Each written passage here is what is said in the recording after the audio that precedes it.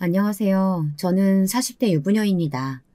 저는 딸만 줄줄이 내신 집안의 막내딸이에요. 저희 아버지는 워낙 손이 귀한 집안의 장남입니다. 친할머니께서 끝까지 아들 타령을 하시는 바람에 저까지 태어날 수 있었던 거죠. 제가 태어났을 때 또 딸이라는 말에 할머니께서는 아예 저를 보러 오시지도 않았대요. 제가 돌 지날 때까지도요. 저야 사실 기억도 나지 않는 일이니 크게 서운할 것도 없었지만 어머니는 펑펑 눈물을 쏟을 정도로 서러워하셨대요. 그럴 만도 한 게 당시 부모님은 주말 부부셨어요. 저와 어머니는 서울에 있었고 아버지는 지방에 발령을 받아 몇 년째 떨어져 계셨거든요. 저를 낳았는데도 아버지는 일 때문에 하루 만에 지방으로 돌아가셨답니다. 그런데 어머니께서 저를 낳고 건강이 좋지 않아 병원에 2주 넘게 입원을 했대요. 외할머니는 저와 언니들을 돌보느라 병원에 오실 수가 없었죠. 그런 와중에 할머니는 바로 근처에 사시면서도 어머니가 딸을 낳았다는 이유만으로 한 번도 병원에 안 오신 거예요. 어머니는 병원에 있는 동안 몸도 아프고 마음도 외롭다 보니 혼자 별의별 생각을 다 했답니다. 나는 이 집 며느리가 아니라 아들 낳아주러 들어온 씨바지였던 거지. 당신은 애들 앞에서 무슨 그런 소리래. 어머니께서 서운하셔서 그러는 건데 자식된 도리로 좀 이해도 할 수 있지. 어머니가 속상하고 서운할 때마다 하소연을 하면 아버지도 좀 받아주면 좋은데 항상 참지 못하시고 어머니께 버럭 소리를 지르셨어요. 오랜만에 만나서도 부모님은 매일 싸우셨습니다. 그전까지는 할머니가 아무리 괴롭혀도 엄마는 자신이 아들을 낳지 못한 탓이라고 생각해서 꾹 참고 사셨대요. 그런데 막내인 저를 낳고 난 뒤 연달아 출산하느라 몸이 완전히 망가져 버렸는데도 할머니는 아들을 낳지 못했다는 이유만으로 아예 대놓고 어머니를 무시하시고 없는 사람 취급하셨대요. 그러니 어머니도 더는 참지 않으셨답니다. 언니들의 기억을 빌리자면 그때부터 부모님의 사이가 급속도로 더 나빠졌답니다. 엄마와 할머니가 만나기만 하면 싸우는 통에 언제부턴가는 아예 명절날에 할머니 댁에 가지도 않았어요. 명절날 가봐야 어차피 여자들은 일만 하고 제사도 못 지내는데 딸들 데리고 가봐야 무슨 소용이냐며 어머니는 아버지만 혼자 가라고 하셨습니다. 이미 부모님의 사이는 나빠질 대로 나빠진 상황이었고 주말 부부이기까지 하다 보니 아버지도 아예 할머니 댁에 같이 가자는 말도 안 했습니다. 그냥 혼자 할머니 댁에 다녀오셨어요. 아버지는 명절 때 할머니 댁에 혼자 다녀오시면 저희를 상에 앉혀놓고 술을 한 잔씩 드시면서 절대 네 엄마 닮지 말라는 말을 입에 달고 사셨습니다. 언니들은 아버지를 싫어했어요. 어릴 때부터 내내 아버지와 떨어져 살아 정도 별로 없었지만 엄마가 힘든 게 언니들은 다 아버지 탓이라고 생각했거든요. 능력이 없어서 지방까지 내려가 일하느라 가정에 소홀했고 할머니와 엄마가 문제가 생길 때마다 아버지는 할머니 편을 들어 엄마를 속상하게 했으니까요. 저는 지금이야 당연히 아버지가 중간에서 잘못했다는 걸 알지만 당시에는 너무 어려서 몰랐어요. 단순히 아버지가 그냥 좋았습니다. 저는 아버지가 집에 오시는 날만 기다리고 있었어요. 아버지가 집에 오시면 저는 하루 종일 따라다니며 무릎에 앉았습니다. 아버지도 딸이 위로 셋이나 있었어도 그런 관심을 받아본 적은 처음이라 그랬는지 저를 많이 예뻐했습니다. 그 마음이 티가 났던 게 주말에 오실 때마다 제 옷이며 선물을 사오셨어요. 언니들 물건도 어쩌다 사오셨지만 제 선물은 매주 있었습니다. 너희 아버지 오셨다. 빨리 가서 저녁 차려드려. 아버지가 돌아오실 때까지도 언니들은 아버지가 오시면 저에게 너희 아버지라고 불렀어요. 어려서부터 아버지가 막내인 저만 예뻐했다고 언니들이 놀리듯 하는 농담이었죠. 커가면서도 별반 다르지 않았습니다. 저는 하도 언니들이 놀려대니 대놓고 말할 수는 없었지만 항상 아버지를 걱정했어요. 아버지는 혼자 회사 기숙사에 사셨거든요. 아버지는 월급을 받으면 최소한의 생활비만 남기고 모두 다 어머니에게 보냈습니다. 아빠는 가족도 없이 혼자 살아서 매일 혼자 밥 먹고 혼자 잘 텐데 말은 안 해도 얼마나 외로울까? 외롭긴 뭐가 외로워? 나도 딱 한 달만이라도 네 아버지처럼 살았으면 좋겠다. 얼마나 좋아. 혼자 사니 할 일도 없고 걱정할 것도 없고. 어머니는 그런 아버지가 부럽다고 했지만 제 생각은 달랐습니다. 처자식이 있는데 남자 혼자 단칸방에 사는 게 쉬운 일은 아니겠다 생각이 들었거든요. 그래서 저는 성인이 된 이후엔 아버지가 계신 곳에 자주 찾아갔어요. 그럴 수밖에 없었던 게 아버지가 직장을 퇴직하시고도 서울로 올라오지 않으시겠다고 하시더라고요. 왜냐고요? 부부 사이의 일이니 저도 정확한 진실을 알 수는 없었지만 제가 생각하기론 아버지의 의사 반, 어머니의 강요 반이었던 것 같습니다. 아버지의 퇴직이 1년 정도 남아있을 때 어머니께서 넌지시 제안을 하나 하셨거든요. 살던 기숙사 근처에 작게 땅을 사줄 테니 거기서 농사나 좀 지으라고요. 평소에 아버지께서 일이 힘들다고 투덜대실 때마다 그렇게 이야기하긴 했어요. 조용한 데서 농사나 좀 지으며 살고 싶다고요. 어머니는 결국 아버지의 꿈을 이루어준다는 명분으로 지방에 땅을 사서 아버지를 그곳에 남게 했습니다. 저는 아버지에게 갈 때마다 물었어요. 평생 혼자 사시는 거 외롭지 않냐고요. 그럴 때마다 아버지는 괜찮다고만 하셨습니다. 가족들이랑 너무 오랫동안 떨어져 살아서 그런지 이제는 그 집에 가면 불편해. 내가 꼭 이방인인 것 같고. 난 여기가 편하다. 지금도 간혹 그때의 아버지의 대답을 떠올리면 과연 진담이셨을까 싶어요. 그냥 외롭다고 더는 혼자 살기 싫다고 말할 자신이 없어서 그렇게 이야기하신 건 아닐까 싶습니다. 왜 과거형이냐고요? 아버지께서는 제가 결혼하는 것도 못 보시고 돌아가셨어요. 농사가 제법 잘 된다며 매일 상추며 고추 같은 채소를 보내주셨는데 언제부턴가 연락이 뜸해서 제가 찾아갔더니 몸이 많이 안 좋아지셨더라고요. 너는 너희 얼마 안 닮아서 결혼하면 잘 살 거야. 그리고 무조건 시부모님한테도 잘해. 그럼 아무리 못난 남편이라도 마누라한테 잘하게 돼 있어. 제가 자주 내려가 아버지를 병원에 모시고 다녔어요. 그때마다 같은 이야기를 하셨습니다. 그때는 또 고루한 소리 한다고 아버지에게 짜증 섞인 소리를 했지만 지금 생각해보면 제 걱정을 해서 그런 소리를 하신 걸 텐데 너무 죄송해요. 저는 아버지가 돌아가시고 나서 한참 동안 힘들었습니다. 아버지가 워낙 술하고 담배를 좋아해서 간하고 폐가 망가질 대로 망가진 상태로 돌아가셨거든요. 어머니와 언니들은 아버지가 돌아가셨을 때도 그럴 줄 알았다며 그렇게 자기관리 못하고 매일 술 마시고 담배를 피워댔으니 칠순도 못 넘긴 거라고 했지만 저는 그런 소리를 듣는 게 더 속상했어요. 평생 곁에서 잔소리해줄 가족도 없이 혼자 사셨으니 얼마나 외로웠겠어요. 술, 담배라도 하지 않으면 낙이 없었겠죠. 그랬습니다. 저는 아버지가 어떤 남편이었건 어떤 아버지였건 간에 한 사람의 인생으로서 불쌍하다고 생각했어요. 그래서 저는 다정다감한 사람이 되기 위해 항상 노력했습니다. 어머니가 이해되지 않아도 언니들이 이기적이라는 생각이 들어도 이해하고 넘어갔어요. 가족은 그런 거니까요. 그런데 매번 이해하고 넘어가기가 쉽지만은 않았습니다.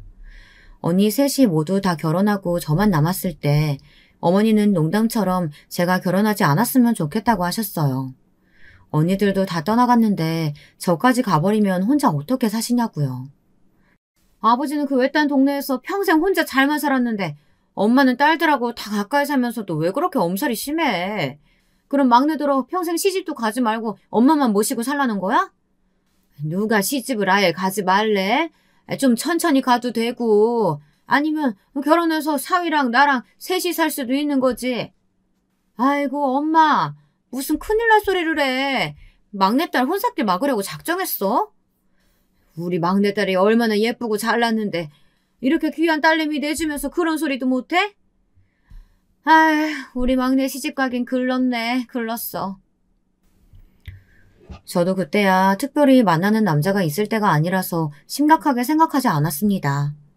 사실 부모 입장에야 딸이 아깝고 귀한 게 당연하니 농담으로 그렇게 말할 수도 있다고 생각했죠. 그런데 어머니의 말은 농담이 아니라 진담이었습니다. 제가 결혼할 남자가 생겨서 집에 데리고 왔더니 어머니께서 제 남자친구에게 정말 대릴 사위 이야기를 하셨어요. 운명의 장난인지 제 남자친구는 아들만 줄줄이 셋인 집의 막내 아들이었어요.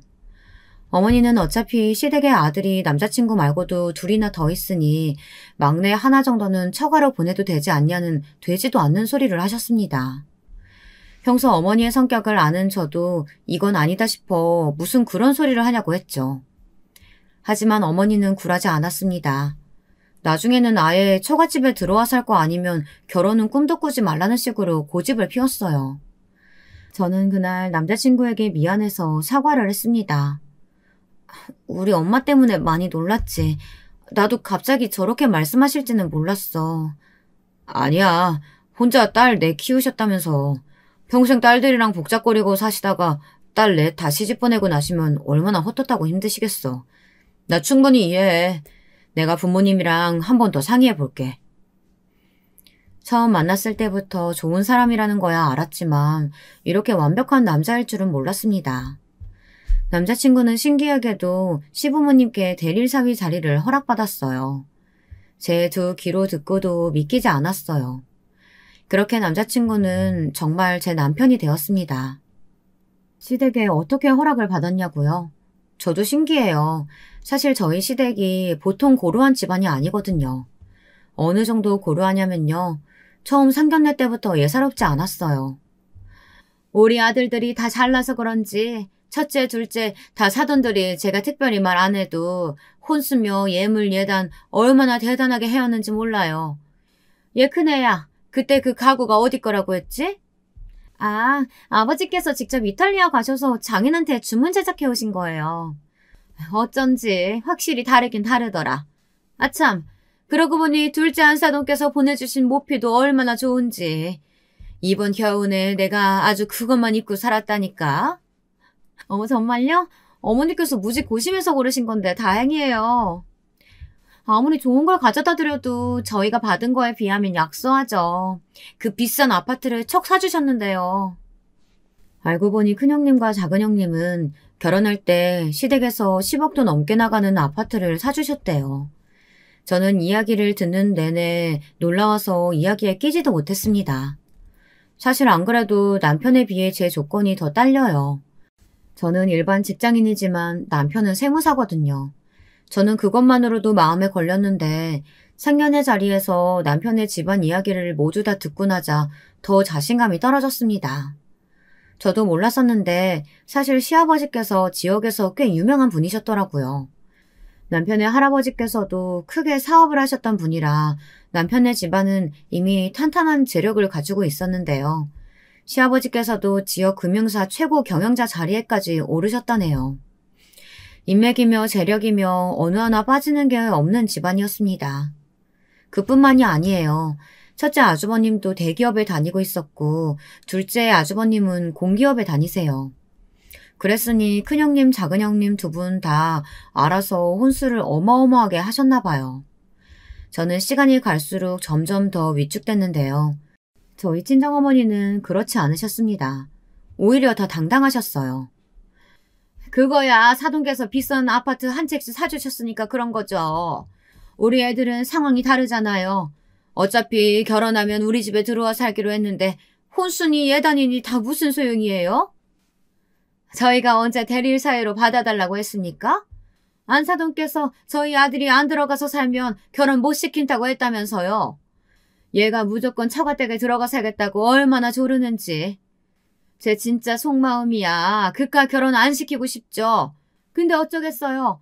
귀한 내 아들이 죽어도 결혼해야겠다는데. 상견례 분위기가 삽시간에 안 좋아지자 저와 남편은 당황했습니다. 중간에서 어떻게 해야 하나 해서요. 그런데 때마침 시아버지께서 나서셨습니다. 이제 한 가족인데 별거 아닌 걸로 왈가왈부하면 되겠습니까? 안사돈께서 원하시는 대로 제 아들을 대릴 사이로 데려가셨으니 우리 막내 며느리도 알아서 시댁에 잘 하겠죠. 그치 세아가? 저는 그때까지만 해도 너무 뭘 몰랐습니다. 참 순진했어요. 시아버지의 말씀에 어쩔 줄 몰라 하며 제가 잘하겠다고 아주 꾸벅 절을 했습니다. 결혼 준비할 때도 별의별 일이 다 있었어요. 시어머니는 하루에도 몇 번씩 전화하셨어요. 그리고는 자꾸만 이상한 질문을 하셨습니다. 친정에 신혼방으로 쓸 방에 가봐도 되겠냐, 방 크기는 어느 정도 되냐, 화장실은 몇 개냐 등등 걱정이 많으셨어요. 처음에야 그러려니 했는데 하루에도 몇 번씩 전화해서 그러시니 남편을 무슨 5살짜리 어린애로 보시는 것 같더라고요.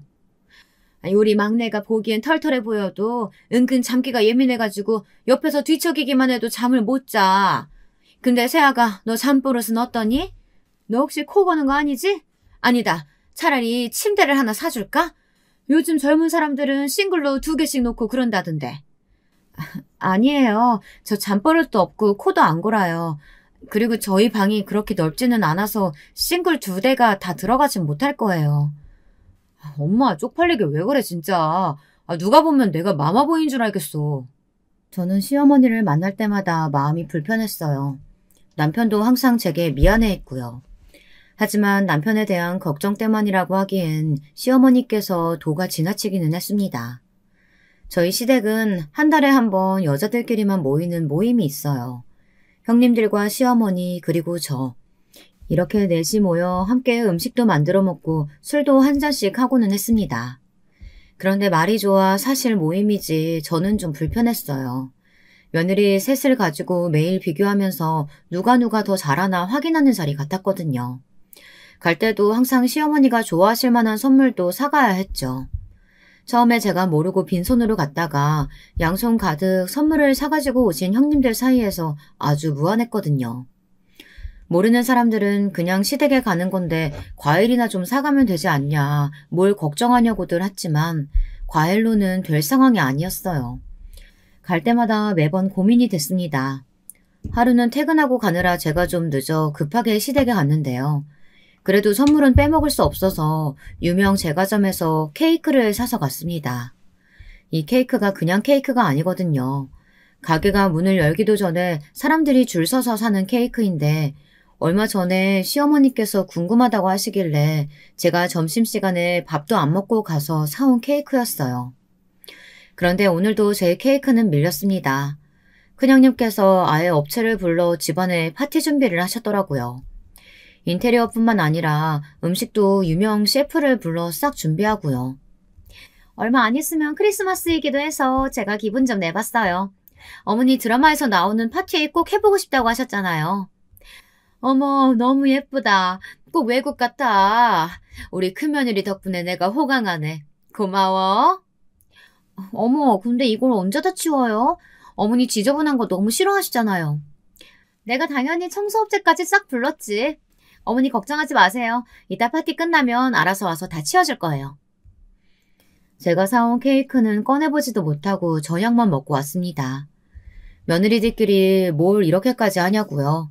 저도 처음엔 너무 과하다고 생각했죠. 그런데 얼마 전 시아버지께서 며느리들을 불러놓고 선전포고를 하나 하셨어요. 내가 곧 너희 시어머니랑 제주도로 이사할 생각이야. 그래서 제주도로 가기 전에 우리가 살던 이 집은 너희 중에 시어머니한테 제일 잘하는 며느리한테 줄 생각이다. 시부모님이 노후는 2분이서만 제주도에서 지내시겠다고 하시면서 말도 안 되는 제안을 하셨어요. 시부모님이 사시던 집은 현재 시세로 30억이 넘는 주택이에요. 그걸 통째로 아들들도 아닌 며느리에게 증여해준다는 게 쉬운 일은 아니었죠. 물론 시아버지의 갑작스러운 선전포고로 아들들까지 난리가 나긴 했습니다. 저희 남편도 마찬가지였어요. 형들은 다 아파트 있고 집 없는 건 나뿐인데 당연히 내가 받아야지. 여보, 이번 일은 우리한테 아주 중요한 일이야. 잘 생각해봐. 그 집 받아서 장모님이랑 셋이 살고 장모님 집 팔면 장모님 노후는 아무 걱정 없잖아. 남편 말을 듣다 보니 저도 욕심이 났습니다. 사실 어머니 집이 크긴 해도 워낙 오래된 집이라 노후가 많이 됐거든요. 워낙 땅값이 싼 동네라 지금 당장 팔아도 형님들이 사시는 아파트도 못 살 돈이었어요. 그래서 저도 형님들의 재산 다툼에 끼어들었습니다.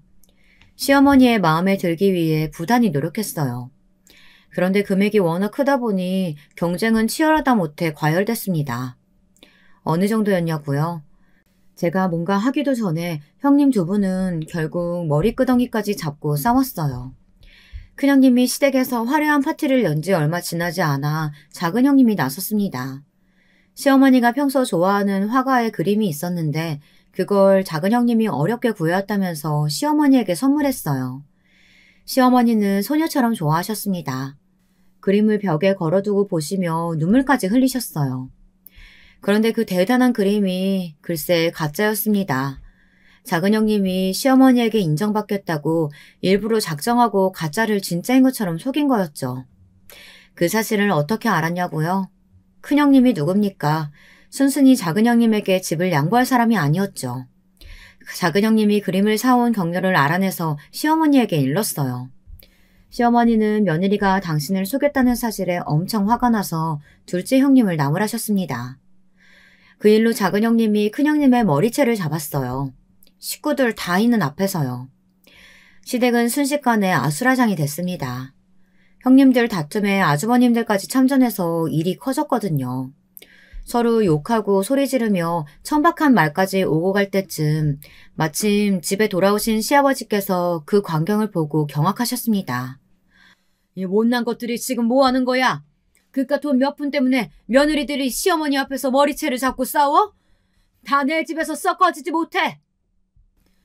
이게 다 아버지께서 싸움을 부추기셔서 그렇잖아요. 맞아요. 그러게 진작에 재산 좀 미리 정리해서 달라니까 그때는 안 주시고 이제 와서 자식들끼리 오디션 보는 것도 아니고 이게 뭐예요? 뭐야? 오디션? 아유, 이 괘씸한 자식들. 그래, 너희들은 우리가 부모가 아니라 다 돈으로만 보이지? 부모가 늙어서 둘이서만 제주도에 가서 산다고 하면 걱정부터 하지는 못할 망정 재산 안 주고 갈까봐 아주 똥줄들이 타는구나. 좋아, 나도 너희 같은 놈들 필요 없다. 내가 마지막 선물로 있는 거 다 주고 떠날 테니까 다시는 내 앞에 나타날 생각도 말어. 평소에 시아버지라면 당연히 아주버님들에게 욕을 퍼부으실 거라고 생각했는데 아니었습니다. 시아버지는 오히려 상처받은 얼굴을 하고는 다 집에 돌려보내셨어요. 그리고 얼마 뒤에 말도 안 되는 일이 일어났습니다. 시아버지께서 정말 가지고 계시던 건물을 정리해 자식들에게 골고루 다 증여해 주셨어요. 며느리들까지 모두 다 말이죠. 그리고는 정말 자식들에게 일절 말도 없이 시어머니와 함께 제주도로 내려가 버리셨어요. 저는 제주도로 그대로 내려가 버리신 시부모님이 신경 쓰였습니다. 자식들끼리 부모 재산 때문에 서로 물고 뜯고 하는 모습을 그대로 다 보셨으니 얼마나 속상하실까 싶어서요. 저는 하루라도 빨리 제주도에 내려가 보려고 했어요. 그런데 그때 제게도 일이 좀 생겼습니다. 친정 어머니가 갑작스러운 사고로 돌아가셨어요. 혼자 장을 보고 집에 돌아오시다가 교통사고를 당하시는 바람에 돌아가셨죠. 저는 충격이 컸습니다. 바로 몇 시간 전까지 저녁에 뭐 먹고 싶냐 물으시던 어머니께서 갑작스럽게 사라져 버린 거니까요. 저는 몇 개월 동안 산송장처럼 지냈습니다. 퇴근하고도 집에 들어갈 수가 없었어요. 그 집엔 언제나 어머니가 계셨으니까요. 지금도 문을 열고 들어가면 언제나처럼 어머니가 웃으며 반겨주실 것 같았습니다. 하늘은 원래 다 주지 않으시나 봅니다. 남편과의 사이도 너무 좋고 부족한 것 없이 잘 살고 있었지만 부모님과의 이별은 언제나 제게 너무 가혹했어요. 남편은 저를 위로하기 위해 최선을 다했습니다. 일로 바쁜 사람이 제가 걱정된다면서 일까지 집에 들고 와서 했어요. 제 저녁이라도 차려주겠다고요. 그 마음이 큰 위로가 됐습니다. 사실 남편도 힘들었을 텐데 저까지 챙기려는 모습이 고마웠어요. 남편도 재산 문제로 부모님 형제들과 사이가 좋지 않아 마음이 좋지 않았을 테니까요. 제 앞에서는 티를 내지 않으려는 것 같아 미안했어요. 저는 그제야 좀 정신이 들더군요. 제가 너무 제 생각만 하고 있었구나 싶어서요. 저는 마음도 추스르고 시부모님도 보고 올 겸 제주도에 갔습니다. 친정어머니가 돌아가셨을 때 시아버지께서 장례식장에 와주셨거든요. 저는 마음이 쓰여 계속 안부 전화를 드렸는데 시부모님은 전화를 받지 않으셨어요. 저는 아무래도 신경이 쓰여 시부모님이 좋아하시던 간식들을 잔뜩 사서 제주도에 갔습니다. 그런데 이상했어요. 초인종을 계속 눌러도 집에서 아무도 안 나왔습니다. 저는 곧바로 시어머니께 전화를 드렸는데 안에서 소리만 들리고 여전히 아무도 안 나왔어요. 저는 이상해서 문을 두드렸습니다. 어머니를 부르면서요. 그런데 한참이 지나도 아무도 나오질 않았습니다.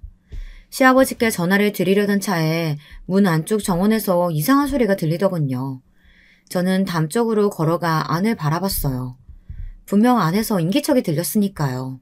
그때였습니다. 아, 언니, 왜 이제서야 왔어? 내가 얼마나 기다렸는지 알아?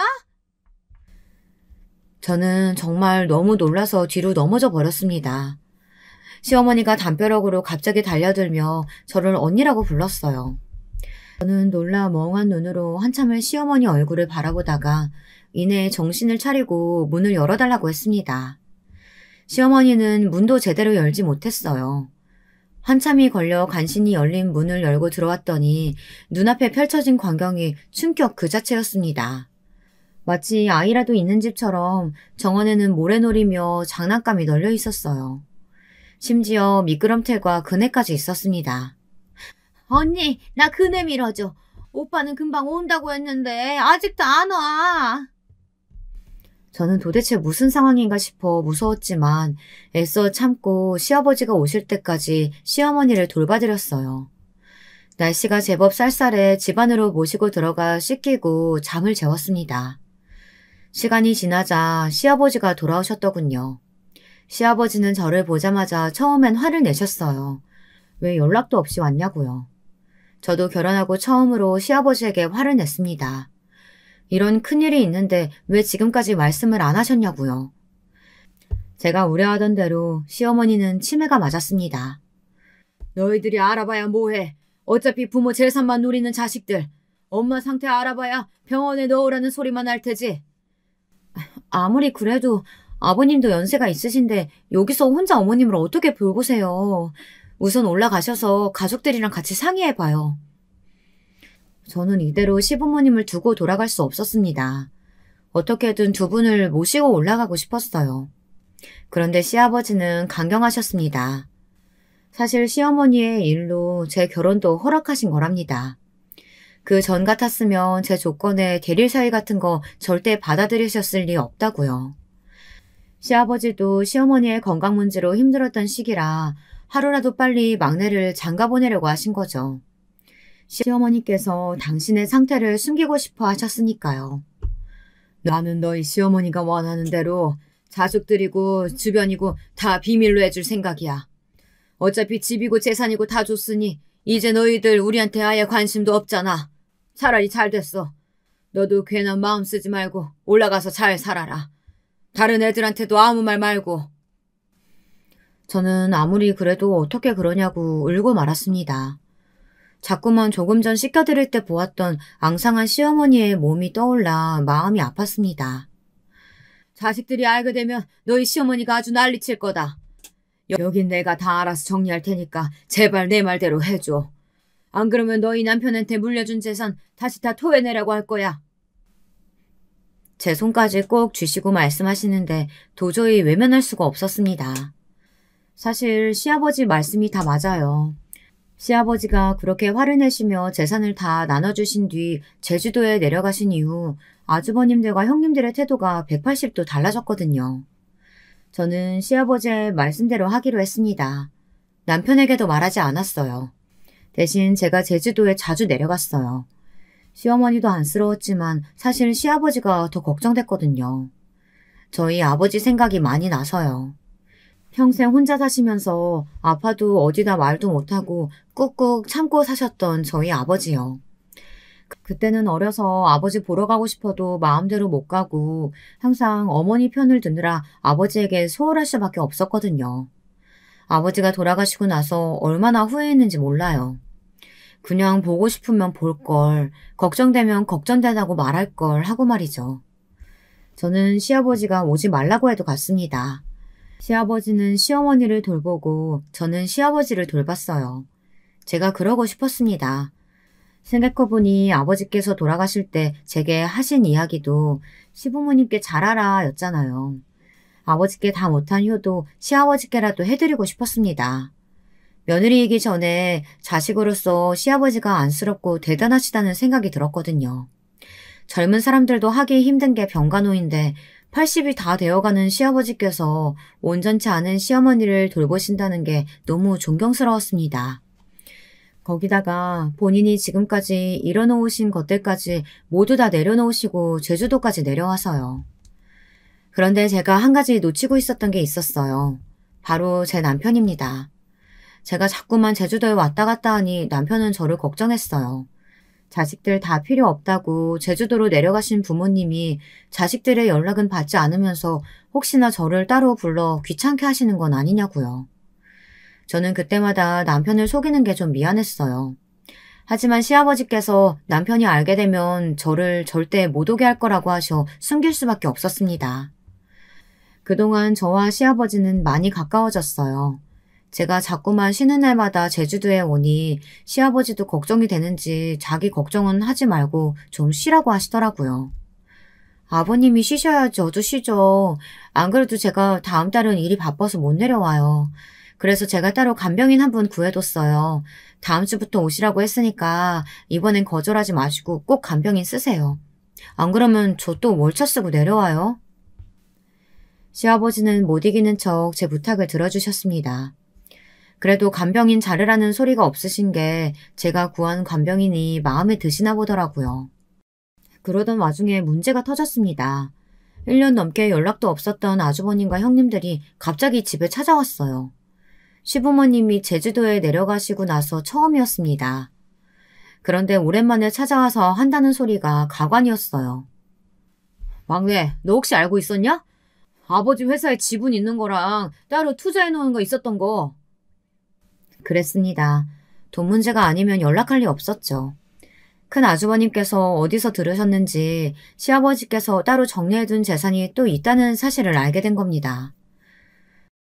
아버지한테 재산이 있든 말든 형이 무슨 상관이야. 그럼 아버지 성격에 진짜 우리한테 다 주고 떠나신 줄 알았어? 거봐 형. 어머니가 막내랑 우리랑 차별한다니까. 너 어머니한테 들었지? 어머니가 뭐래? 아버지 돌아가시면 너한테 따로 준대? 무슨 말도 안 되는 소리야. 형들은 양심이라는 게 있기는 해? 어떻게 그런 말을 아무렇지도 않게 해? 이 자식 이거 착한 척하는 것 좀 봐라. 뭐가 있으니까 아버지가 우리 전화 안 받으면서 너희 장모님 돌아가셨을 때 장례식에는 온 거였잖아. 너 말 똑바로 안 해? 그만. 제발 그만 좀 하세요. 아버님 연세도 이제 80이세요. 아주버님들이 자식으로서 아버님께 뭘 잘했다고 또 재산 이야기를 하세요? 저는 처음으로 아주버님들 앞에서 소리를 질렀습니다. 도저히 참을 수가 없었어요.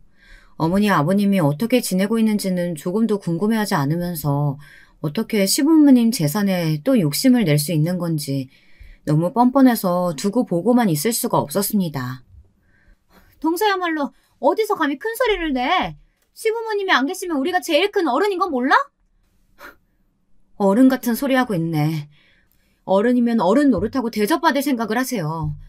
저는 아주버님이든 형님이든 도저히 저보다 어른이라고 생각 안 하니까 저한테 어른 대접 받을 생각하지 마세요.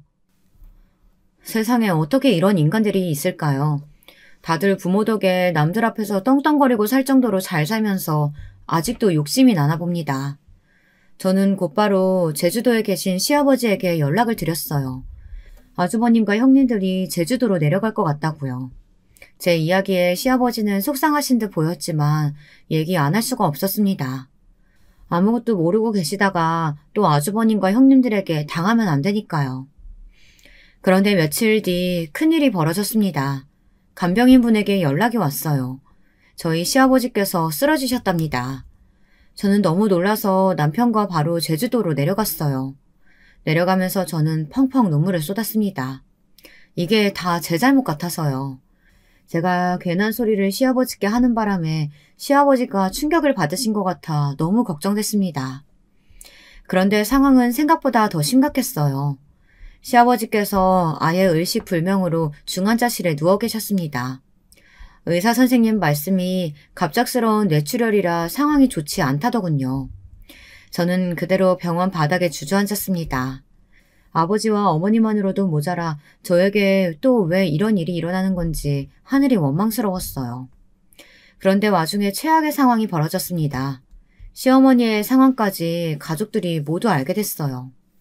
게다가 제가 알고 있었다는 사실까지 밝혀지게 되자 가족들의 모든 화살이 저에게 돌아왔어요. 재수씨가 어떻게 이래요? 설마 아버지한테 재산 남아있는 거 미리 알고 지금까지 혼자 몰래 제주도 드나들면서 아버지한테 점수 딴 거예요? 아주버님, 무슨 말을 그렇게 하세요? 제가 아주버님이랑 똑같은 사람인 줄 아세요? 동서, 저번부터 말 자꾸 싹수 없게 한다? 이래서 가정교육이 중요하다니까? 아버지 없이 자랐으니 뭘 보고 배웠겠어? 형수님이야말로 말 조심하세요. 아까 어머니 간병인 얘기 못 들었어요? 와이프가 아버지 힘드실까봐 여기저기 수소문해서 간병인도 구해준 거라잖아요. 그러니까 그게 다 계획적이었던 거 아니냐고요. 상상도 못했습니다. 형님들도 아주버님들도 이 정도로 상식이 없는 사람들인 줄은 몰랐어요. 어머니의 간병인이 지금까지 있었던 일을 다 설명했는데도 자기들 마음대로 해석해서 생각했어요. 남편은 또 제게 미안해했습니다. 지금까지 혼자 얼마나 마음고생을 했겠냐면서 제게 고마워했어요. 그런데 그때였습니다. 저희 부부가 서로 안쓰러워하며 애틋하게 바라보는 사이 아주버님들과 형님들 사이에 작은 실랑이가 벌어지고 있었어요. 병원에서 시아버지 보호자가 누군지 물었나 보더군요. 앞으로 시아버지의 병원 생활이 얼마나 길어질지 모르기 때문에 반드시 곁에 보호자가 있어야 한다고요. 큰 아주버님네와 작은 아주버님네는 서로에게 떠밀었습니다. 형이 장남인데 당연히 형이 아버지 보호자지. 이럴 때만 장남이냐? 아버지 재산 나눌 때는 얄짤없이 다 반반 나눠놓고? 형들은 어머니 저 지경 되신 거 보고도 아직도 정신 못 차렸어? 우리가 지금 그런 거 가지고 싸울 때야? 얼씨구 또 착한 척하고 있네. 그럼 네가 아버지 보호자야 이 자식아. 안 그래도 그럴 생각이야.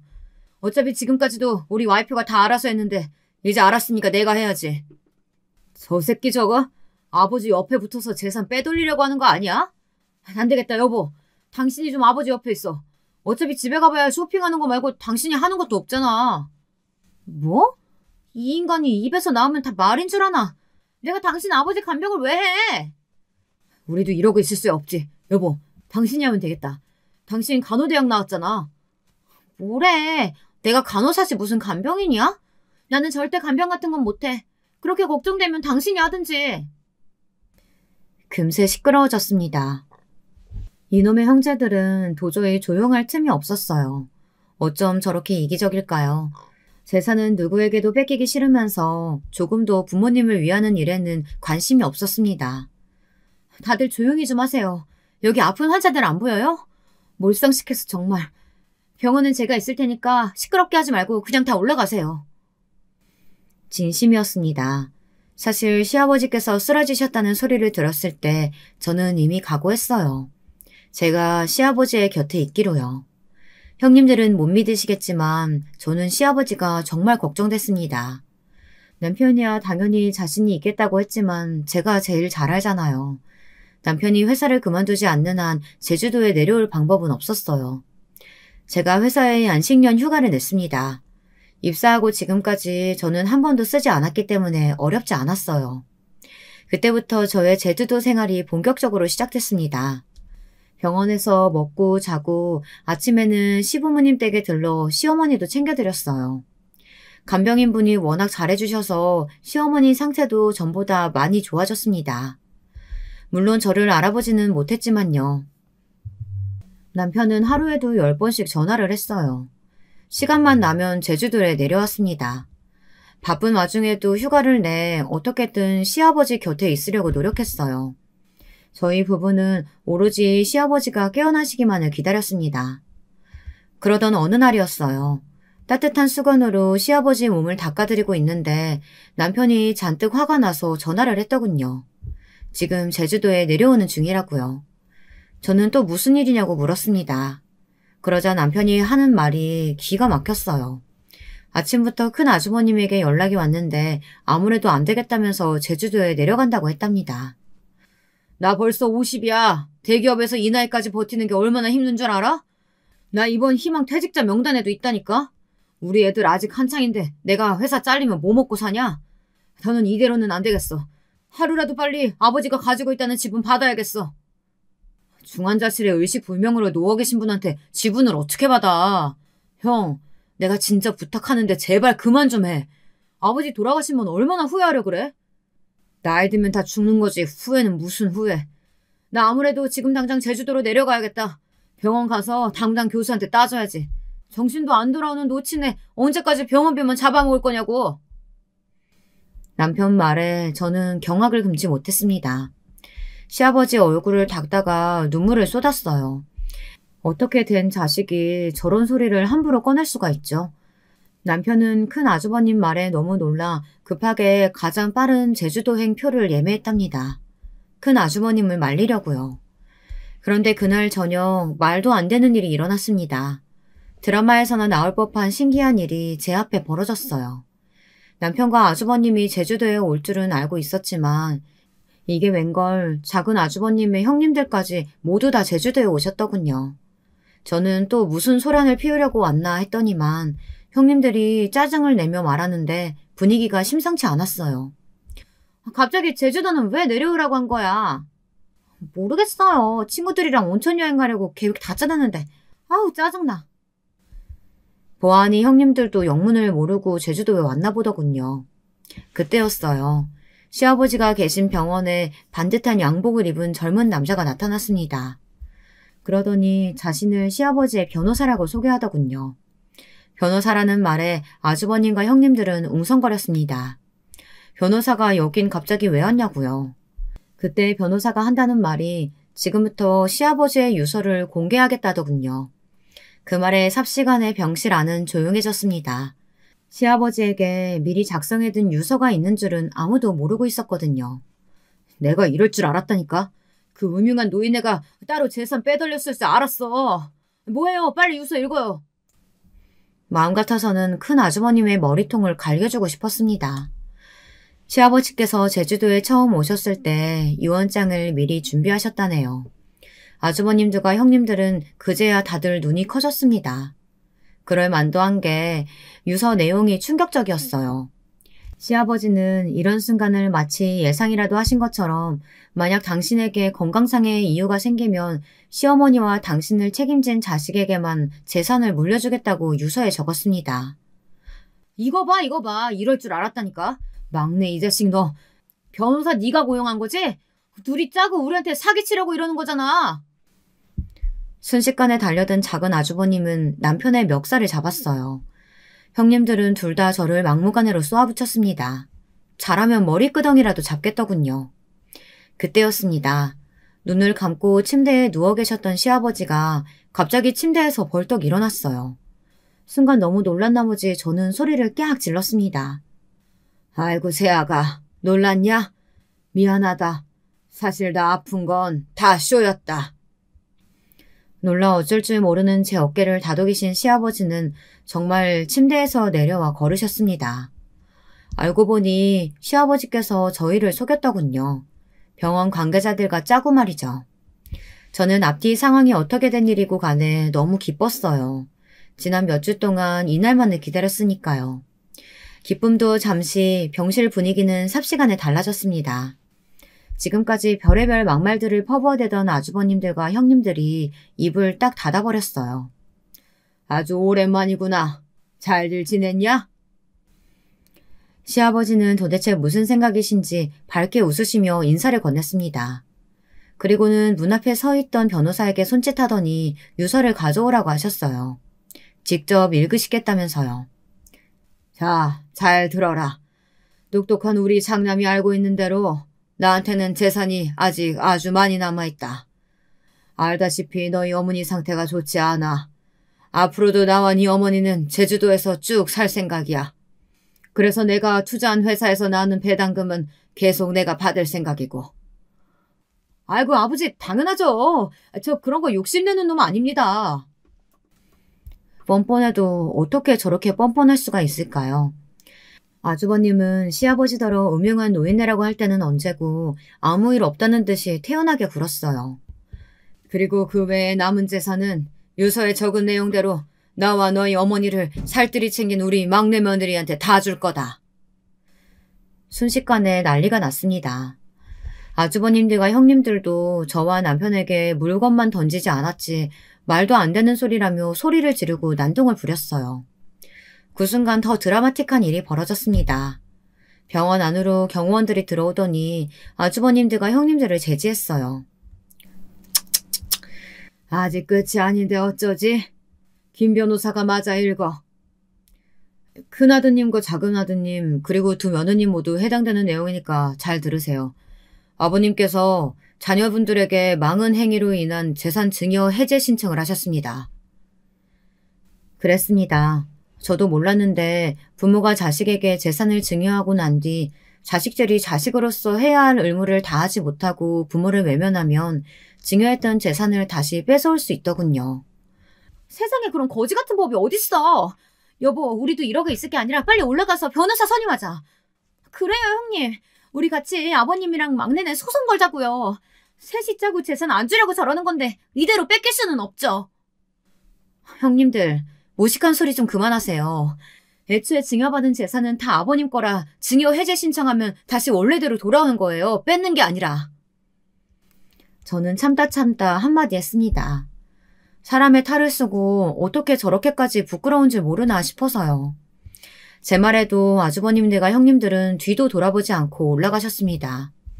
변호사를 알아보겠다고요. 정말이지 부끄러운 줄 모르는 인간들이었습니다. 저까지 사람들 보기가 부끄러웠어요. 저는 재산이고 뭐고 간에 이 상황이 너무 어처구니가 없어서 시아버지께 원망 섞인 소리를 했습니다. 어떻게 사람을 그렇게 감쪽같이 속이냐고요. 제 말에 시아버지는 저를 꼭 안아주셨습니다. 저까지 속인 건 너무 미안하지만 어쩔 수 없었다고요. 시아버지는 자식들에게 준 재산을 다 뺏기 전에 마지막으로 확인하고 싶으셨대요. 혹시나 이 녀석들이 아버지가 병상에 누워있는 걸 보면 정신 차리지 않을까 싶어서요. 그날 이후 어떻게 됐냐고요? 말해 뭐 하겠어요. 모든 게 다 시아버지의 계획대로 척척 일사천리로 해결됐습니다. 아주버님과 형님들의 재산은 다시 다 시아버지에게 돌아왔어요. 그리고 시아버지는 정말 제게 아주 많은 재산을 물려주셨습니다. 부동산만 해도 대충 20억이 넘어요. 저는 제가 한 거에 비해 너무나 많은 것을 받은 것 같아 민망했습니다. 그 이후 저희 부부는 많은 생각을 했습니다. 그리고 아예 제주도로 내려왔어요. 남편도 오랫동안 일할 만큼 했고 지금까지 친정어머니 모시느라 고생했잖아요. 앞으로는 저희 부부가 시부모님을 모시기로 했습니다. 에이, 내가 너희더러 나 모시고 살라고 재산 준 거 아니야. 아버님은 괜히 좋으시면서 꼭 그러시더라. 제가 아버님이랑 어머님이랑 같이 살고 싶어서 온 거니까 뭐라고 하지 마세요. 재산 뺏긴 형님들은 어떻게 됐냐고요? 저도 시아버지도 전혀 궁금하지 않았습니다. 시아버지는 아예 일절 아주버님과 형님들 이야기를 꺼내지도 않으세요. 아예 없는 사람 취급하십니다. 하지만 아주버님과 형님들은 달랐죠. 주말마다 집에 찾아와 싹싹 빌었어요. 누가 시키기라도 한 것처럼 일을 찾아서 합니다. 형님들은 시어머니가 좋아하셨던 것들을 잔뜩 사와서 시중을 들어요. 아무리 노력하면 뭐 하겠어요. 시어머니는 아무것도 기억하지 못하시고 시아버지는 아예 못 본 척 하시는걸요. 다시 한번 찾아오면 주거 침입죄로 신고할 거니까 알아서들 해. 시아버지는 절대 문을 열어주지 말라고 하셨지만 저는 언젠가 아주버님과 형님들도 정신이 들겠지 싶어 못 이기는 척 문을 열어줍니다. 그래도 천린인데 끊어질까 싶어서요. 그리고 저희 부부에게 또 다른 좋은 일이 생겼습니다. 저와 남편은 부부 금실이야 좋았지만 사실 고민이 하나 있었어요. 둘 다 겉으로 드러내지는 않았지만 결혼하고 지금까지 아이가 생기지 않아 마음고생을 했었습니다. 그런데 신기하게도 제주도에 내려와 산 지 얼마 되지 않아 제가 임신을 했어요. 노산도 이런 노산이 없는데 제주도에 오고 난 뒤 이래저래 마음이 편했는지 자연스럽게 아이도 생긴 것 같아요. 저와 남편은 어느 때보다 행복한 시간을 보내고 있습니다. 여러분의 가정에도 드라마틱한 일이 생기시길 바랄게요. 지금까지 저의 긴 이야기 들어주셔서 감사합니다. 안녕하세요. 어디다 이 원통한 이야기를 풀어야 할지 몰라 여기를 찾았습니다. 이야기를 시작하기 전에 제가 얼마나 힘든 상황에 처해 있는지 알아주셨으면 합니다. 부디 따뜻한 말씀 한마디씩 부탁드릴게요.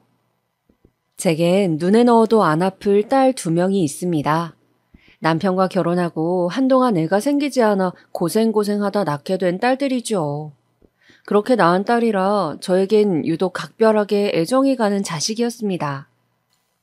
특히 저희 첫째 딸은 제게 마치 아픈 손가락 같은 존재인데요. 장녀라서가 아니라 첫째 딸이 어렸을 때부터 몸이 좀 자주 아팠습니다. 갓난아기 때부터 열이 잘 나 응급실을 왔다 갔다 했고 그 때문에 저 역시 하루에도 천국과 지옥을 여러 번 왔다 갔다 하곤 했습니다. 흔히 아이가 아프면 부모는 아무것도 못한다고 하죠. 저도 아이가 아플 때마다 심장이 쿵 떨어져 열 떨어질 때까지 얼굴만 넋놓고 바라보고 있었습니다. 아가야, 왜 이렇게 자주 아픈 거니? 엄마가 널 건강하게 낳아주지 못한 거니? 미안해, 아가야. 내가 널 고생시키는 것 같아. 아프지 마, 아가야. 가끔은 죄책감이 밀려와 그런 속삭임을 중얼거리면 아이는 제 말을 알아듣기라도 한 것처럼 손을 꼼지락거리곤 했습니다. 그렇게 엄마의 속을 썩이던 첫째 딸은 오히려 크더니 조금 나아지더라고요. 비법이랄 건 없지만 제가 일부러 아침마다 과일을 갈아 먹이고 저녁엔 줄넘기나 훌라후프 같은 운동을 시켰어요. 주말엔 저와 함께 자전거도 타러 나갔고요. 원체 활동적인 걸 좋아하는 딸이 아니어서 엄마, 나 그냥 책 읽으면 안 돼요? 하고 조르곤 했지만 엄마가 이끄니 어쩔 수 없이 따라 나선 거죠. 덕분에 중학교쯤 되었을 땐 다행히 제법 키도 크고 다른 애들과 비슷한 체격도 되었습니다. 하지만 그때가 아마 첫째 딸이 가장 힘들기 시작하던 시기였을 겁니다. 부모였던 저는 전혀 상상도 못하고 있었습니다. 우리 딸에게 무슨 일이 일어나고 있는지요. 어느 날부터 딸아이의 안색이 안 좋아지더니 갑자기 잘 먹던 밥도 안 먹고 혼자 시름시름 앓더라고요. 밤에는 악몽도 꼭 꾸는 것 같았고요. 미희야, 왜 그래? 괜찮아? 괜찮아, 엄마. 나 이제 나가줘. 괜찮다는 녀석이 땀이 왜 이리 많이 나는 건데 어디 아파? 엄마가 약 줄까? 아, 됐다고 나가라고 좀. 게다가 딸은 그 시절 신경질도 부쩍 많이 늘었습니다. 늘 무언가에 짓눌려 있는 것처럼 스트레스를 많이 받는 것 같았지만 저는 도대체 원인이 무엇인지 알 수가 없었습니다. 제가 딱히 공부 스트레스를 주는 것도 아니었고 친구들과도 사이가 나빠 보이지 않았는데 왜 이러는지 알 수 없었죠. 둘째 딸에게 몰래가 무슨 일이 있는지 한번 물어보라 했지만 둘째 딸 역시 고개를 내줬더군요. 그러던 어느 날 시장에서 장을 보고 돌아오던 길 청천벽력 같은 광경을 목격하게 되었어요. 시장 골목길 구석에서 교복 입은 학생들 여럿이서 누군가를 둘러싸고 있는데 안에 있는 아이에게 욕설을 하고 교과서나 그런 것들을 집어던지는 것 같더라고요. 놀라서 장바구니를 내려놓고 일단 말리겠다는 심산으로 불이 나게 달려갔죠. 너네 지금 뭐 하는 거니? 당장 그만 안 둬? 아줌마는 신경 끄고 가세요. 이러면 경찰에 신고할 거다. 너희 부모님 어디 계시니? 아이씨, 진짜 짜증나게. 왜 지랄이야? 그런데 그 순간 울음소리가 비집고 나왔고 제 귀가 거기에 먼저 반응했어요. 그리고 아이들이 둘러싸고 있던 피해자 아이의 얼굴을 확인한 순간 그대로 얼어붙고 말았죠. 바로 제 딸이었습니다. 눈에 넣어도 아프지 않을 제 딸이요. 엄마, 미희야. 엄마, 나 좀 구해줘. 알고 보니 딸은 따돌림을 당하고 있었더라고요. 그것도 같은 반 아이들에게 1년간 말이죠. 워낙에 교묘하게 당했던지라 학교 선생님도 몰랐다 하셨고 그 바람에 제 딸은 1년간이나 그렇게 끔찍한 고문 같은 시간을 보내야만 했습니다. 저는 당장에 가해자 학부모들과 학교 선생님들까지 소집하여 고래고래 소리쳤어요. 선생님, 아이가 1년 동안 이런 일을 당했는데 어떻게 모르실 수가 있습니까? 그리고 당신들은 애 교육을 어떻게 시킨 거예요? 지금 우리 딸이 어떤 상태인지 아세요? 죽도 못 먹고 다토해 병원에 있습니다. 이걸 어떻게 보상하실 거냐고요? 말 그대로 정말 울부짖었던 것 같아요. 그때는 눈앞에 보이는 게 없었어요. 이성의 끈은 이미 놓은 지 오래였고 내 딸이 당한 것만 생각하면 온몸이 부들부들 떨려 가해자 애들 멱살이라도 잡고 싶은 심정이었습니다. 근데 그때 가해자 부모 한 명이 무릎을 꿇더라고요. 제발 한 번만 선처해 주십시오. 우리 아이가 엄마 없이 커서 제가 자식 교육 못 시킨 탓입니다. 죄송합니다. 어떻게든 보상하겠습니다. 돈이든 뭐든 한 번만 용서해 주십시오. 이렇게 부탁드립니다. 가해자 부모들은 그 자리에서 가해자 아이들을 대신해 저에게 용서를 빌었어요. 참 희한하죠. 정작 우리 딸아이를 괴롭힌 아이들은 병문안조차 한 번 오지 않았는데 부모들이 자기 자식 용서해달라며 죄송하다고 무릎 꿇고 빌고 있으니까요. 같은 자식 키우는 입장에서 그 부모들의 심정도 이해가 갔습니다. 허나 저는 이 일을 그대로 넘어가고 싶지 않아 학교 측에 그 아이들 모두 징계 처분할 것을 요구했고 제 딸은 곧바로 다른 곳으로 전학시켜버렸죠. 하지만 딸아이는 한참 동안이나 학교를 나가지 못했습니다. 어찌된 영문인지 병원에서 퇴원한 이후에도 딸아이는 학교만 가면 머리가 어질거리고 아프다며 선생님에게 말해 집으로 돌아오곤 했어요. 아마도 학교에 대한 공포가 생긴 것 같았습니다. 어린 나이에 그런 따돌림을 1년간 겪었으니 그럴만도 했죠. 미희야, 우리 조금만 노력해보자. 엄마는 그래도 포기할 수 없어. 고등학교는 검정고시 친다고 해도 중학교까지는 다녀야 해. 이렇게 일찍 집에 와도 되니까 학교는 나가보자. 엄마, 나가야 해, 나? 정말 가기 싫어. 나 정말 무섭단 말이야. 허나 저는 학교 가기 전만 되면 사색이 되어 부들부들 떠는 딸을 억지로 교실 안으로 밀어 넣었어요. 그땐 그렇게라도 해서 중학교를 졸업시켜야 한다는 생각이 컸어요. 근데 그러지 말았어야 할까요? 지금도 제가 했던 그 행동들을 되짚어보면 잘한 건지 모르겠습니다. 엄마의 욕심에 그저 아이를 몰아붙인 건 아닌지. 그래도 다행히 그런 첫째 딸이 조금이나마 활력을 찾게 된 건 새로운 학교에서 만난 친구들 덕분이었습니다. 전 학교와 달리 이번에 사귄 친구들이 다 순하고 착해 딸아이를 언니처럼 보듬어 주더라고요. 딸아이가 집안에 박혀 있으면 끄집어내어 시내를 쏘다니기도 하고요. 저는 어린아이들이 저 대신 그런 역할을 해주는 게 대견하고 고마워 용돈을 쥐어주거나 아이들을 불러 맛있는 것들을 해주기도 했습니다. 얘들아, 많이 먹어라. 이거 아줌마가 만든 탕수육인데 맛있을 거야.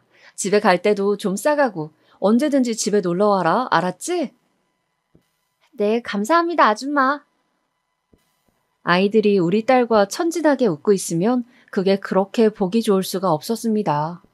아무쪼록 첫째 딸이 그렇게 기운을 차리고 일어서는 동안 저 역시 조금씩 마음을 추슬러 나갔습니다. 그리고 딸의 입에서 엄마, 나 고등학교 갈래? 라는 말이 나왔을 때 얼마나 기뻤는지 모릅니다. 그렇게 무사히 고등학교까지 입학해 공부를 할 때쯤에야 엄마인 저는 완전히 마음을 놓았습니다. 첫째에는 고등학교에 가선 마음이 안정됐는지 공부까지 잘해 서울의 상위권 대학에 갈 수 있을 정도의 성적을 금방 내더군요. 미 정도면 서울대도 노려볼 수 있을 것 같아요, 어머님. 담임선생님께서 넌지시 건넨 말에 얼마나 놀랐는지 모릅니다. 보내달라는 학원만 보내주곤 공부엔 신경조차 쓰지 않았는데 딸아이는 공부하는 게 어렵지 않다며 턱턱 1등을 해오곤 했어요. 그런데 첫째 딸에게 너무 신경을 쓰느라 한 가지를 놓치고 말았습니다. 소외되었을 우리 둘째 딸은 생각하지 못했던 거죠. 한 자식이 아프니 거기에 온 신경을 쏘느라 다른 자식에겐 그 어떤 보살핌도 제공해주고 있지 못했죠. 근데도 의젓한 둘째 딸은 언니가 아프잖아. 나는 괜찮아. 언니만 건강하면 됐어. 하고 이해해주더군요.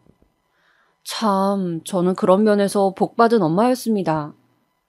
그렇게 우당탕탕 바람잘 날 없었던 저희 집은 드디어 안정과 평화의 길로 들어서는 듯 했어요.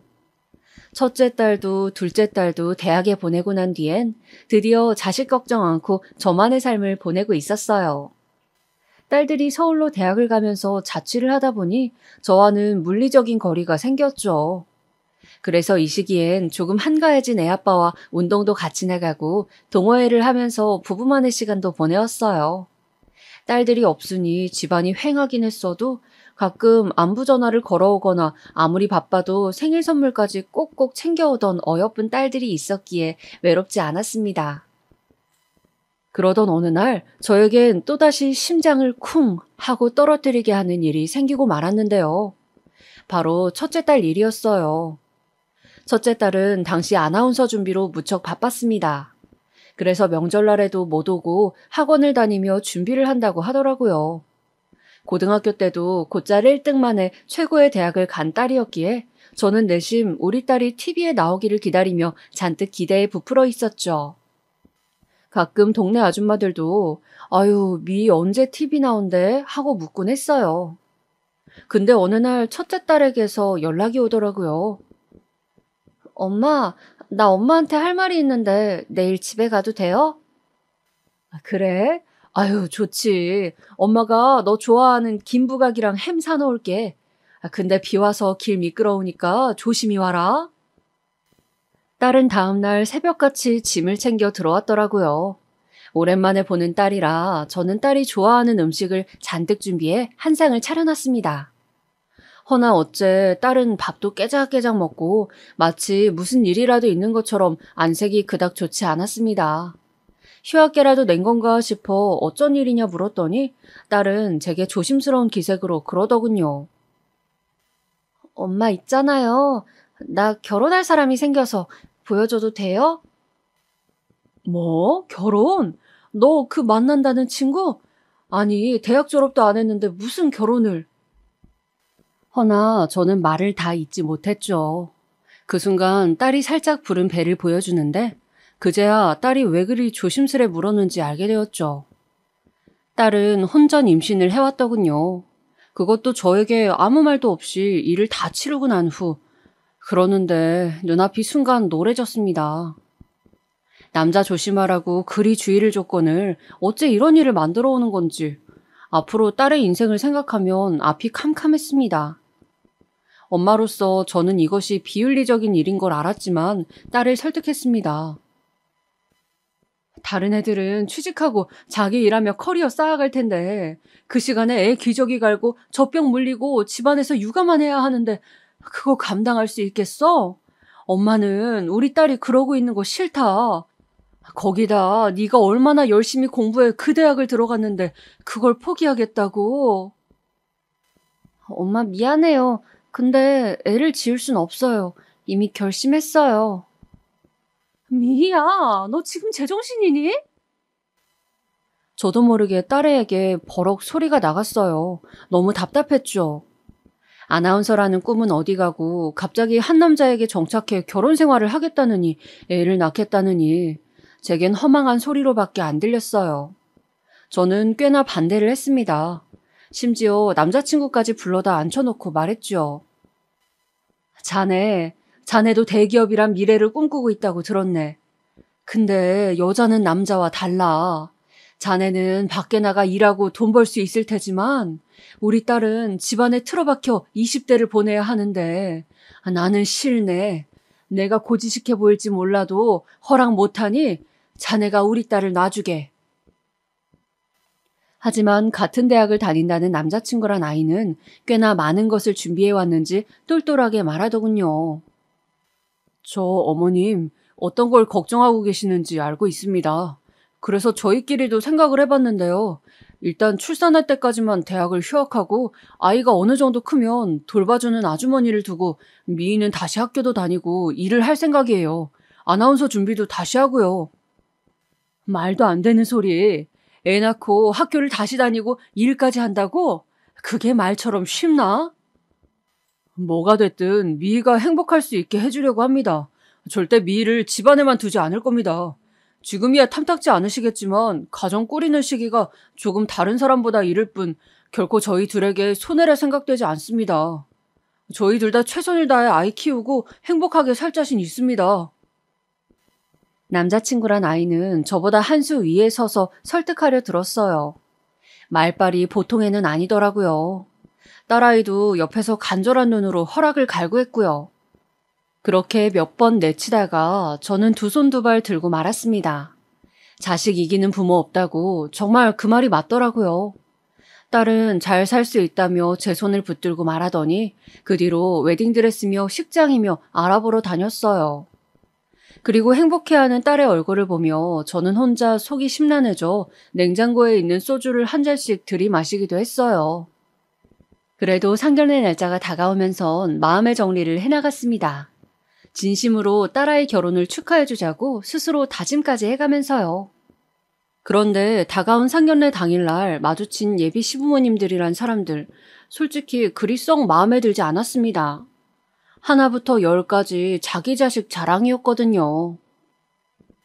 저기 사돈 아시겠지만 우리 아들 그 명문고에서도 곧자리 1등 하던 녀석이에요.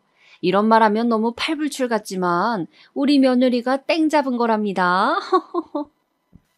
아, 그래요? 저희 아이도 꽤 똑똑했어요. 그래서 둘이 만났나 보네요. 아이, 그래요? 아유, 그리고 우리 지환이에겐 꽤 선자리도 많이 들어왔어요. 유명 기업 딸이랑도 맺어질 뻔했는걸요.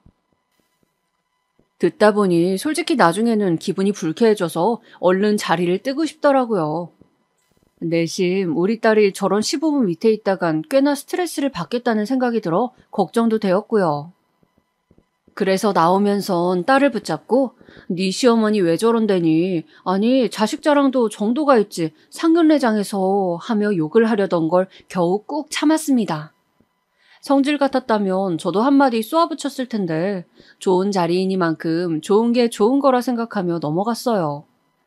그렇게 첫째 딸은 결혼식 날 그 누구보다 아름다운 모습으로 자기 아빠 손을 잡고 걸어가 식을 치루었어요. 그리고 딸아이는 꽤나 이 생활에 만족해하는 것 같았어요. 뭐가 그리 신이 나는지 된장찌개를 끓이면서 저에게 전화를 해. 엄마, 나 이거 양파를 많이 넣었는데 괜찮으려나? 된장찌개가 아니고 양파찌개가 됐는데 하며 까르르 웃더라고요. 대학 생활에 아쉬움이 남을 법도 한데 어느새 그건 까맣게 잊은 것 같더군요. 그래도 아이가 행복해하니 그걸로 저도 만족하려 했어요. 그저 이 행복이 계속 지속되기만을 바랬죠. 어찌됐든 딸아이는 다행히 건강하게 아이를 출산했고 당시 저는 딸아이의 육아를 도와주기 위해 간간히 신혼집에 갔습니다. 근데 초기엔 괜찮아 보이던 딸아이가 어느 날부터는 확 시들시들해지더군요. 중학교 시절 그랬던 것처럼 또다시 눈밑이 새까매지고 잠도 자지 못하는 증상을 보이는 겁니다. 왜 그러니? 미희야, 엄마가 약이라도 지어줄까? 아니에요, 엄마. 그냥 요즘 애가 너무 울어서 그래요. 엄마의 직감이라는 게 참 무섭죠. 딸아이의 증상이 어딘지 이상하다는 걸 느낀 이후론 정신엔 문제가 생긴 게 분명하다는 생각이 들었어요. 그래서 어느 날 마음을 먹고 딸네 집을 찾아갔어요. 근데 아무리 초인종을 눌러도 딸아이가 나오질 않더라고요. 미희야, 문 좀 열어봐라. 미희야! 그리고 한참 후에야 웬 파리한 행색에 부스스한 머리를 한 여자가 나와 문을 열었어요. 보자마자 저는 너무 놀라 장본 것도 떨구었습니다. 미희야, 너 얼굴이... 엄마... 딸은 제 목소리를 듣더니 갑자기 무언가가 북받쳐 올라온 듯 서럽게 울기 시작했어요. 그리고 저를 감싸 안으며 엉엉 울기 시작했습니다. 엄마. 말해봐, 미희야. 무슨 일인지 좀. 미희는 그제야 말하더군요. 우울증이 온 것 같다고 했습니다. 집에서 애만 키우고 있으니 자기도 모르게 그런 증상이 찾아온 것 같다고요.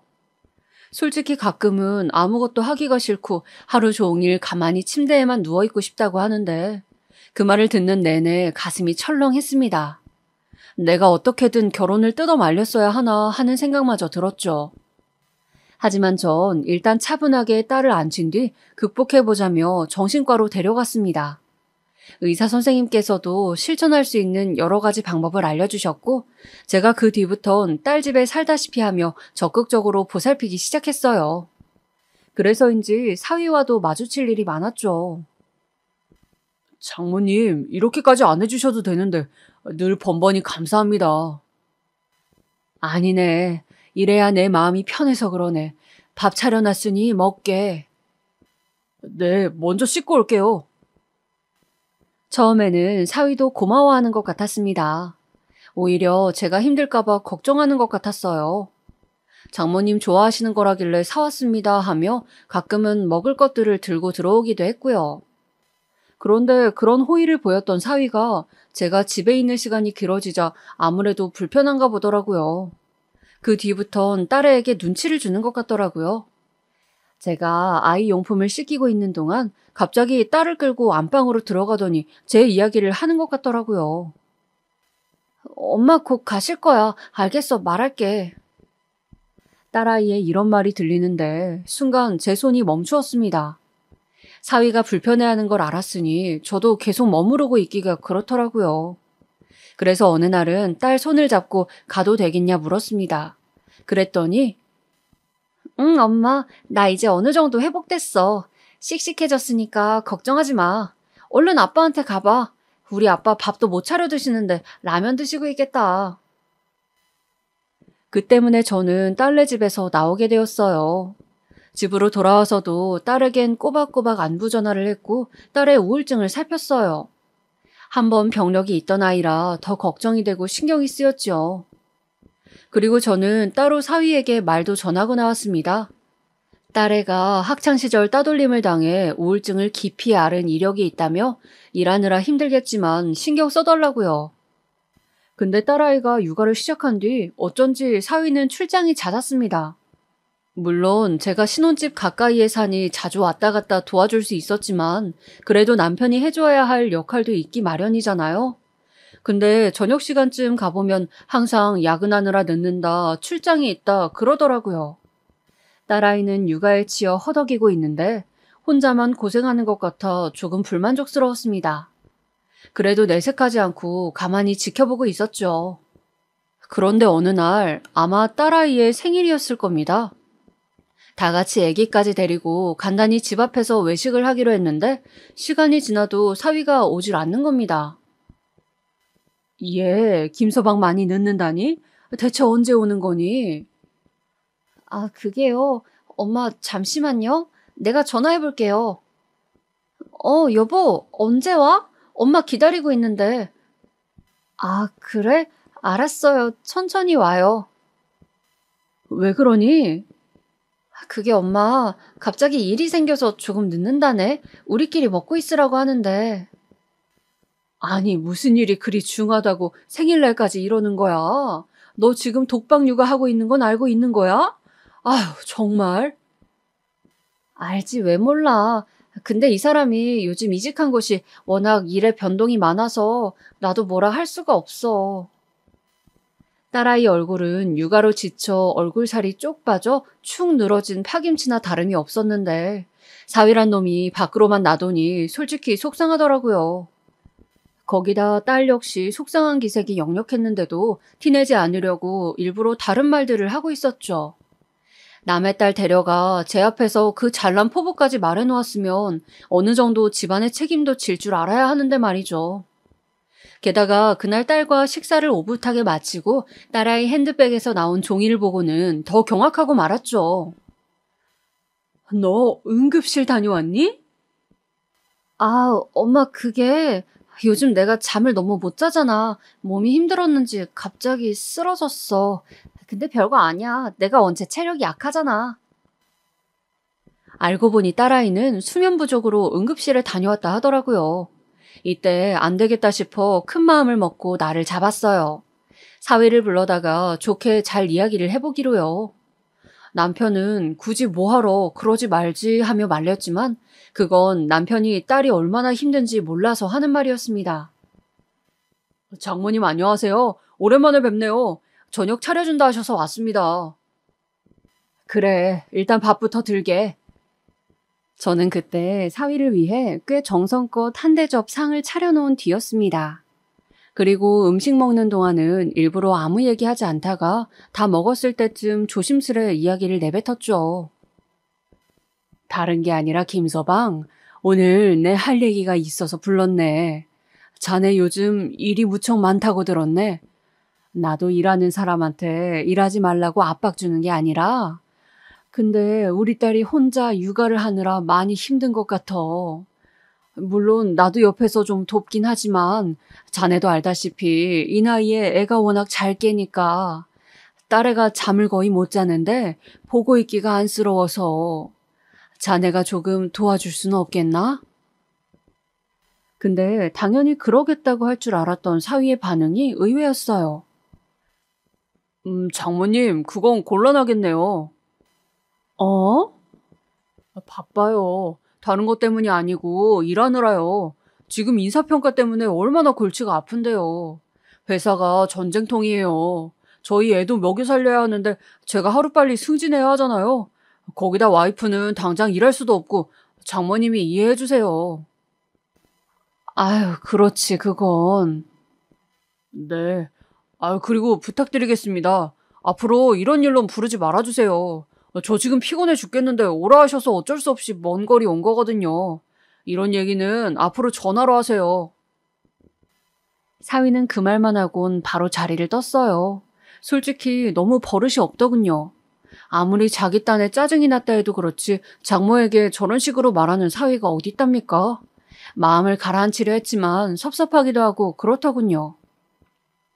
그 후론 사위에게 일절 전화하지 않았고 따로 만나는 일도 없었죠. 다행히 딸아이는 육아에 적응했고 조금이라도 여유를 찾은 것 같아 보였습니다. 허나 저와 사위 사이에선 계속 마찰이 잦았습니다. 제가 딸아이 학교 다니게 하고 육아를 도와줄까 싶어 신혼집 근처로 이사를 가려 했더니 사위가 쌍수를 들고 반대를 하는 겁니다.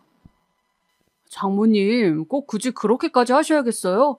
저희 장모님 드릴 육아비 같은 거 없습니다. 아니네. 난 육아비를 원하는 게 아니라 그냥 우리 딸이 학교를 다녔으면 해서. 제가 말씀드렸잖아요. 애 조금 더 크면 미희 학교 다니게 해줄 거라고요. 솔직히 말씀드리면 장모님이 이쪽으로 오시는 거 저 상당히 부담스럽습니다. 그러니 제발 선 좀 지켜주셨으면 좋겠네요. 아니, 자네 어딜 우릴 가르치려 드는 거야? 결국 그날은 애 아빠가 더 화가 나 사위와 한바탕을 했습니다. 근데 사위는 딱히 반성하는 기미도 보이지 않았고 거기다 더 가관이었던 건 저희가 현관문을 닫았을 때였죠. 애 아빠를 먼저 보내고 조용히 문 앞에 서서 들려오는 소리들을 듣는데 사위놈이 제 딸에게 바락바락 소리를 지르더라고요. 제발 당신 어머니 아버지 좀 여기 오게 하지 마.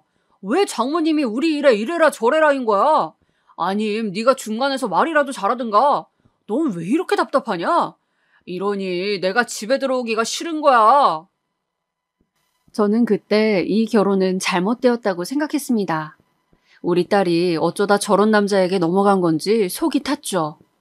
이 속을 털어놓을 데가 없어 애꿎은 둘째 딸만 붙잡고 한탄했어요. 그래도 사위에게 험한 소리를 하면 부부 사이 안 좋아질까봐 하고 싶은 말도 꾹 참고 어떻게든 풀어보려고 사위와 둘만 있는 자리를 만들어 얘기를 나눠보기도 했어요. 제가 부드럽게 다독이자 사위 역시 그때는 또 저도 장모님께 지나쳤던 면이 있는 것 같습니다 하며 점잖은 모습을 보이더라고요. 그래서 저는 부부 사이가 좋아지길 바라며 그렇게 사위에게 가끔씩 돈도 쥐어주고 사위 좋아하는 비싼 회도 사줘가며 달래고 또 달랬습니다. 그런데 어느 날부터인가 딸과 연락이 되지 않았습니다. 둘째 딸이 지방에서 올라와 다 같이 여행을 갈까 의논하던 날 전화를 해보았는데 딸아이는 연락조차 되지 않았습니다. 엄마, 언니 왜 전화를 안 받아? 요즘 내 전화도 안 받던데. 그러게나 말이다. 이상했습니다. 갑자기 이렇게 연락이 끊길 애가 아닌데. 마침 딸이 산후 우울증에 걸렸던 것도 생각이 나 일단은 급하게 딸네 집으로 갔어요. 근데 아무도 없더군요. 저는 결국 사위에게 전화를 걸었습니다. 김서방, 우리 미희가 연락이 안 되어서 혹시 무슨 일이 있나? 그게요, 장모님.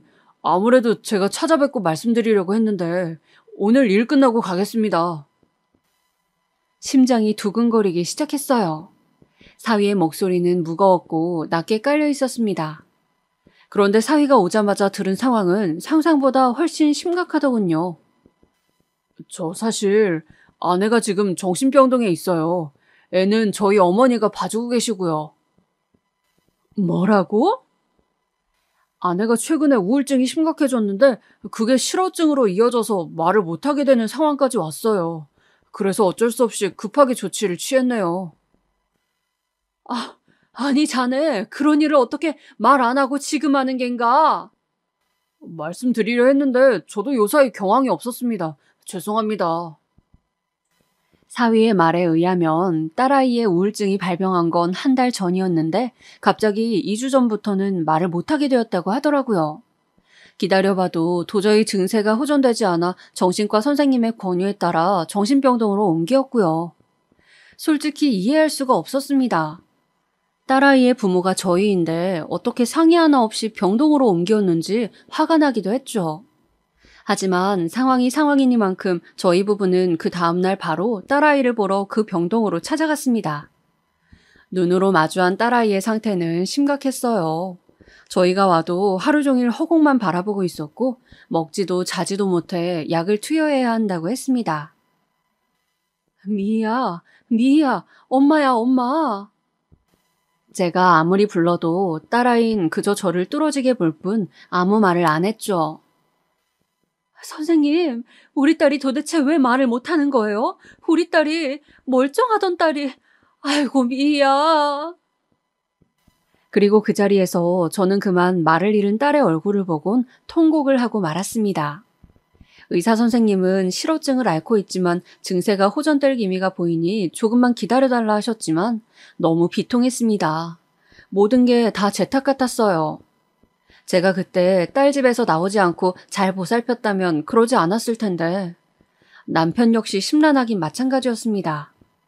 이대로 집에 들어가면 저나 남편이나 잠도 못 자고 딸 걱정에 아무것도 못할 게 뻔했죠. 그래서 마음을 다독이기 위해 여보, 나 잠깐 걷다 갈게요. 들어가 있어요, 먼저. 하며 남편을 보내고 저 혼자 잠시 병원 옆에 산책로를 걷고 있었어요. 그런데 거기서 그 광경을 볼지는 몰랐죠. 아마 그 충격은 제 인생을 통틀어 가장 컸을 겁니다. 사위가 어떤 여자와 단둘이서 아주 이상한 대화를 나누고 있더라고요. 오빠, 그 여자 정신병동에 집어넣었으니까 당분간은 못 나오는 거 맞지? 그럼 나 오빠 집에 가 있으면 안 돼? 되긴 하는데 조심해야 해. 장모가 청소한답시고 들락거릴 수가 있거든. 누가 오면 절대 문 열어주지 마. 장모가 우리 신혼집을 지네 집인 줄 알고 가끔 막 들어올 때가 있거든. 알겠어, 걱정 마. 근데 그 여자가 이혼 언제 해준대? 이렇게 자꾸 뻗팅기면 어떡해. 실어증 걸렸다며. 곧 해주겠지. 쥐가 뭐 별 수 있겠어.